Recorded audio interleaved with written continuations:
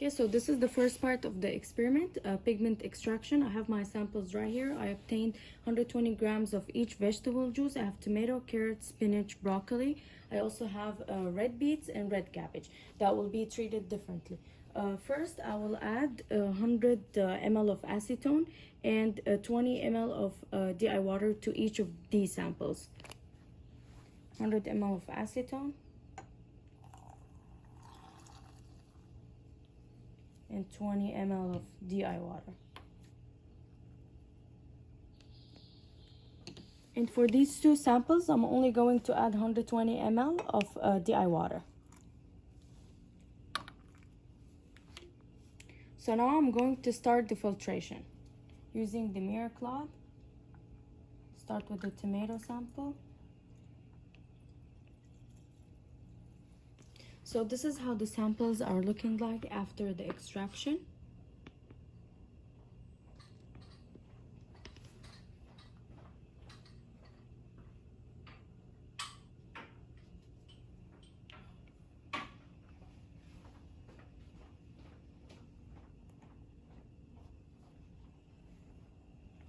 So I'm going to start measuring the pH for each sample. Now I'll start with the tomato sample.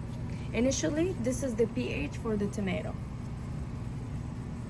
Now I'm going to clean the probe and rinse it with DI water.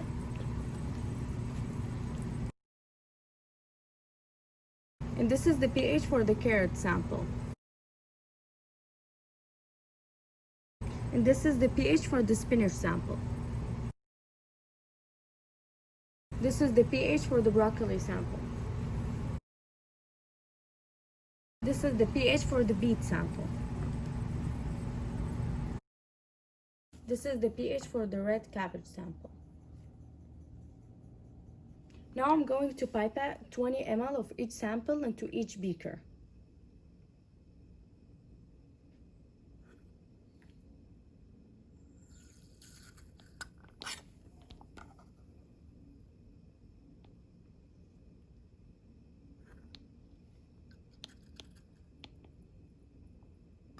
So I just finished pipetting 20 ml in each beaker of each sample. And now I'm going to adjust the pH. As you can see, pH 2, 4, 7, and 9 using 0.1 sodium hydroxide and 0.1 hydrochloric acid. This is my first sample, the tomato.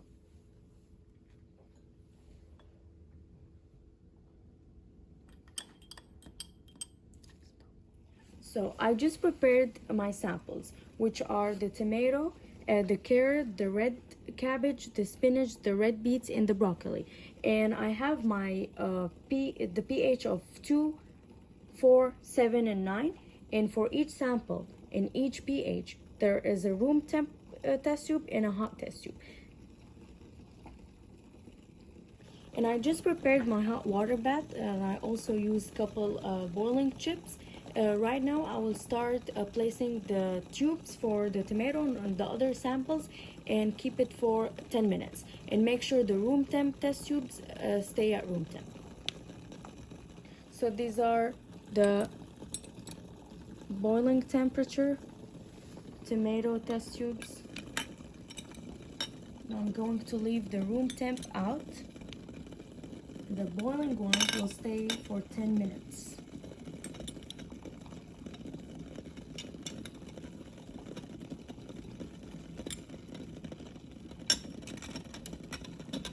And now we start 10 minutes.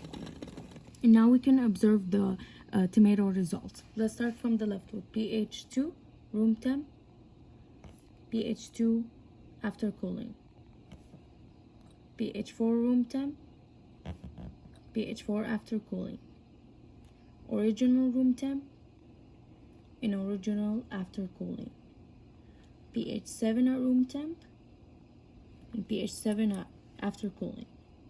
Lastly, pH 9 room temp and pH 9 after cooling.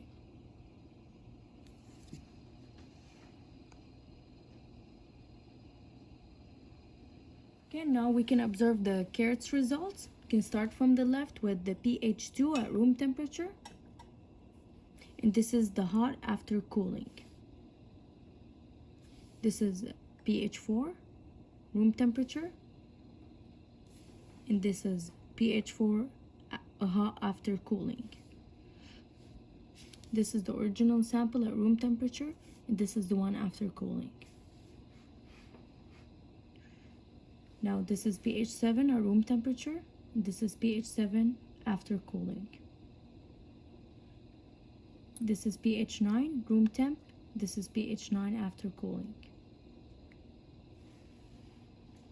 So these are my red cabbage results. You guys can take a close look and observe the coloration or any change in color. This is the at pH 2 room temperature. This is at pH 2 hot after cooling. This is pH 4 at room temperature, and this one is pH 4 after cooling.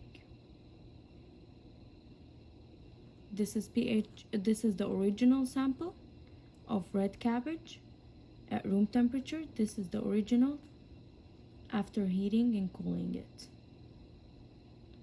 This is at pH 7 room temp. This is at pH 7 hot, then cooling it. And lastly, this is the pH 9 room temp, and this one is after cooling.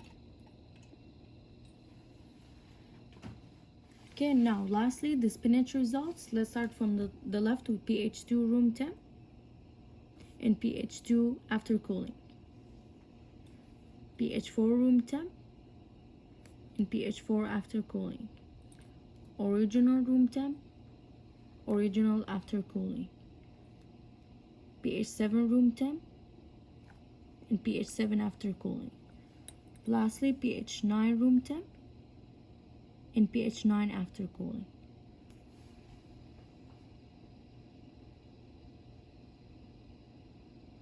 And now we can observe the results for the red beets. Let's start from the left with pH 2 at room temp and pH 2 after cooling. pH 4 room temp, pH 4 after cooling. Original room temp and original after cooling. pH 7 room temp and pH 7 after cooling. Lastly, pH 9 room temp and pH 9 after cooling. Okay, now we have the broccoli results. Let's start from the left with pH 2 room temp, pH 2 after cooling. pH 4 room temp, pH 4 after cooling. Original room temp and original after cooling. pH 7 room temp, pH 7 after cooling. Lastly, pH 9 room temp, pH 9 after cooling.